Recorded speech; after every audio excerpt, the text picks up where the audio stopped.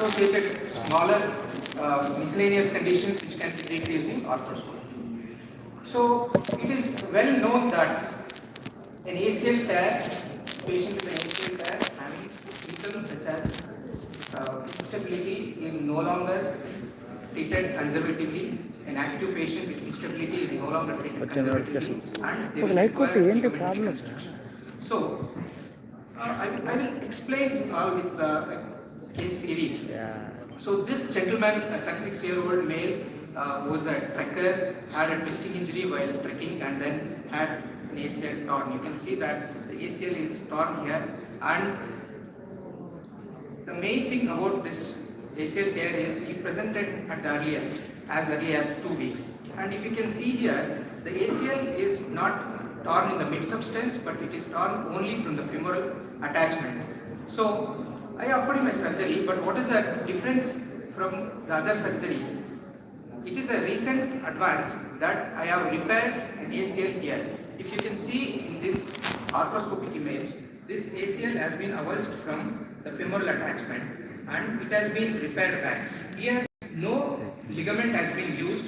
The natural ACL has been repaired back to its attachment, and that has been done using a suture anchor and has been put back to its natural position. So this is how it looks after the repair. There is no extra ligament. It is the natural ACL which has been repaired back to its attachment. So this is how he is doing after 6 months. He is back to trekking and he is enjoying his life. So another physiotherapist, but dancer as well. You must be knowing this girl. She is 26 years, just finished her physiotherapy from KIMS recently, and she is also a vivid dancer. So she presented to me after an ACL tear, and what is the difference from the other ACL reconstruction and this ACL reconstruction is that I have done a remnant preserving ACL reconstruction. Here, if you can see that the remnant which has been torn has been kept intact and new ligament has been reconstructed on top of this. So this is how she is doing today, and today also she had one of her dance performance in Hampi, and this is her old video, and she is the one which is dancing in the left extreme end. Okay.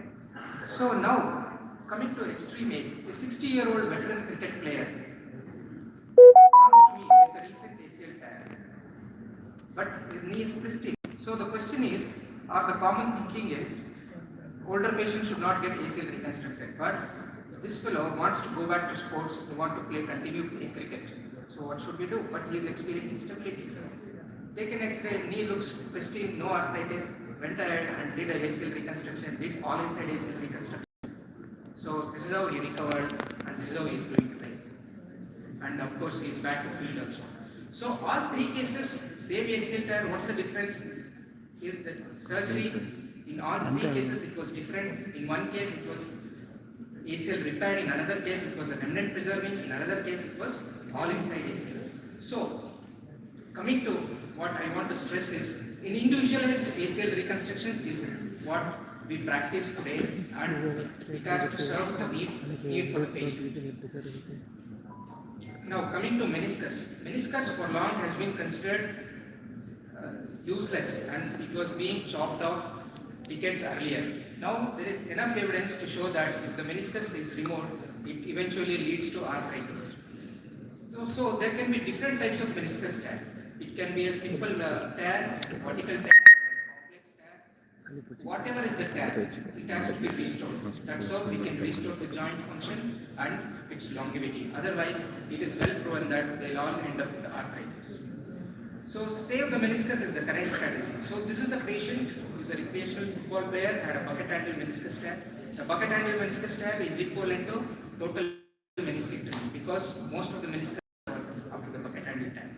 So with advanced technology, went in and did a repair using all inside device and inside out device. So this is how it looks after beautifully repairing the meniscus. You can see it has been restored to its anatomy. So that is the final repair, and the meniscus anatomy is completely restored, and this is how the patient is doing after 5 months.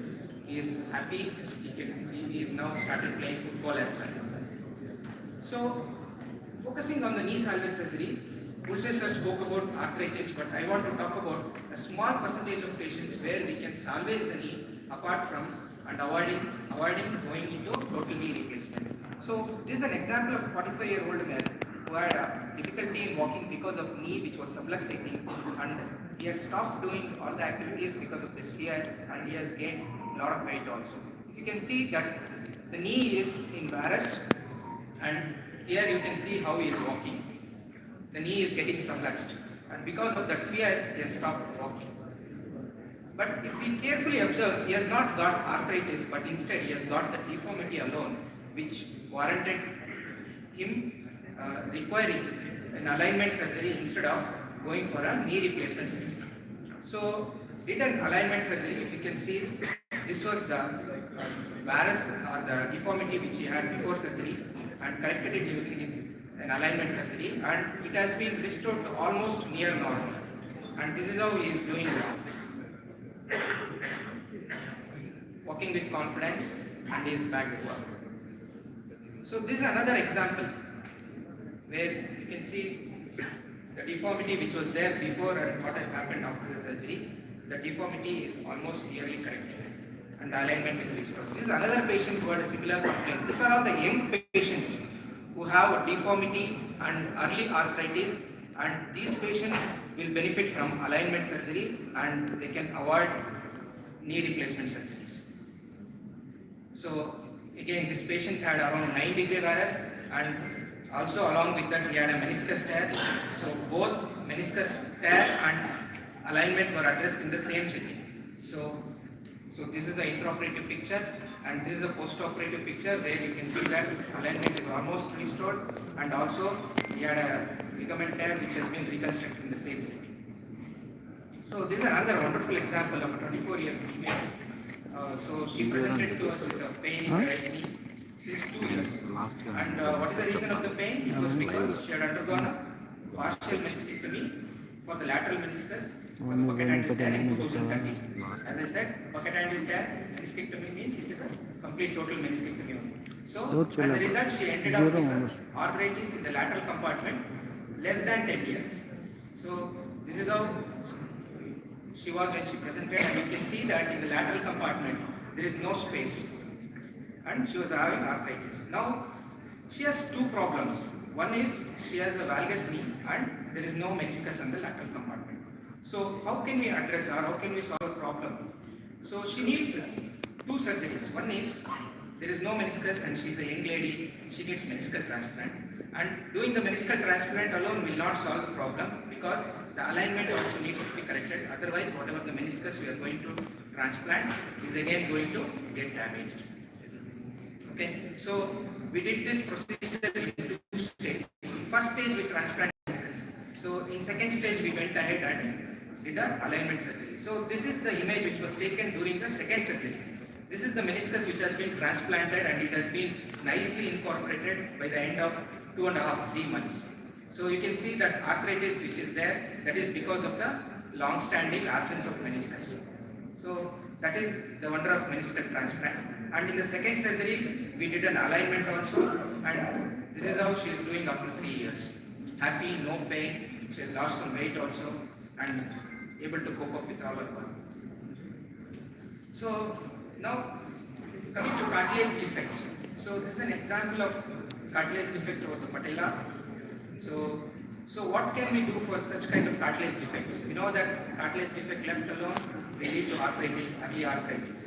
So various options are available depending upon the cartilage defect size. Suppose if the size is less than 2 centimeters square, we can transfer the cartilage from the non-weight bearing area of the knee. So, or if the cartilage defect is very big, it is more than 2 centimeters square, we need to harvest the cartilage, grow the cells in the lab, and then transfer back the cartilage into the defect. So this has been done in this case with patellar cartilage defect. So this is the cartilage defect which I showed earlier, and this is the gap which has been filled with the lab grown cartilage. So if the cartilage defect is smaller, I said we are going to take the plugs from the non-weight bearing area and then put it back to the defect. So this is called force, osteochondral cartilage transfer. So this is being done for the smaller cartilage defects.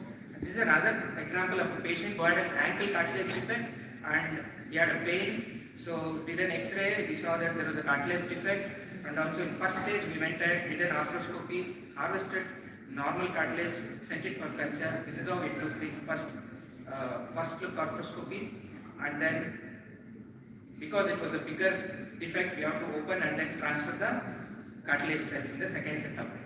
So this much was the defect, 1.5 centimeter, and this is how it looks after the cartilage transfer. So apart from that, routinely we see the patients with patellar dislocations. Patellar dislocations can be because of anything, starting from the hip alignment, the knee problem, the mechanism problem, the ligament problem, the trochlea sulcus problem. So all this needs to be evaluated properly and then addressed accordingly. So this is a patient with recurrent patellar dislocation having difficulty in doing daily activities also. So the problem with him was it was not alone the patellar fracture but also he had a cartilage fracture with dislocation. So this cartilage was fixed in the same setting and then ligament reconstruction was done. That is medial patellofemoral ligament, and he is happy. So another important aspect is the multi-ligament knee. So multi-ligament injury is something which is having more than one ligament. So this is an example of a patient who had a multi-ligament injury because of the knee dislocation. We had ACL, PCL and MCL injury. So this patient kept on ignoring. He is from Bangladesh and he could not find a suitable doctor, and he was ignorant about the surgery also. But he wanted to get back to work. He was a lorry driver. So this is how the ligaments were lax. He was not having stability before surgery. So this was an MRI, and you can see that everything is there. Everything is empty. There is no ACL, there is no PCL. So went ahead and did all the ligament reconstruction in a single setting. This is how the ACL and PCL was reconstructed, and the MCL was reconstructed in open procedure. And this is how it looks after 6 months. Solid knee, stable, and he is back to work. So most of the multi-ligament knees injuries nowadays can be addressed in single setting.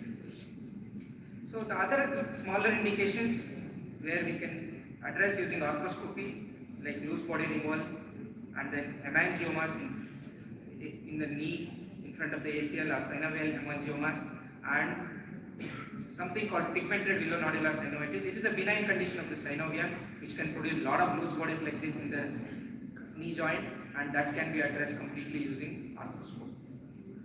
So coming to shoulder pathologies. So shoulder, most commonly we see patients having rotator cuff tears, and then subacromial impingement, slap tears, and recurrent shoulder dislocations. So these problems can be addressed using arthroscopy. So this is an interesting case who had a recurrent dislocation and apprehensive to do any overhead activities. So did an MRI, so there was a Bankart lesion. See, Bankart lesion, once it develops, it is unlikely that it will heal and it will give back the stability to the shoulder. So we have to aggressively go in and then bring the soft tissues whichever they are torn and then put it back to its position. So this is how the normal dislocation happens. When that dislocation happens, there will always be labral tear which will be associated with the dislocation. So once the labrum is torn, it is unlikely that it will heal, which will lead on to multiple dislocations, and the patient will lose confidence in doing overhead activities. So this can be addressed easily using arthroscope.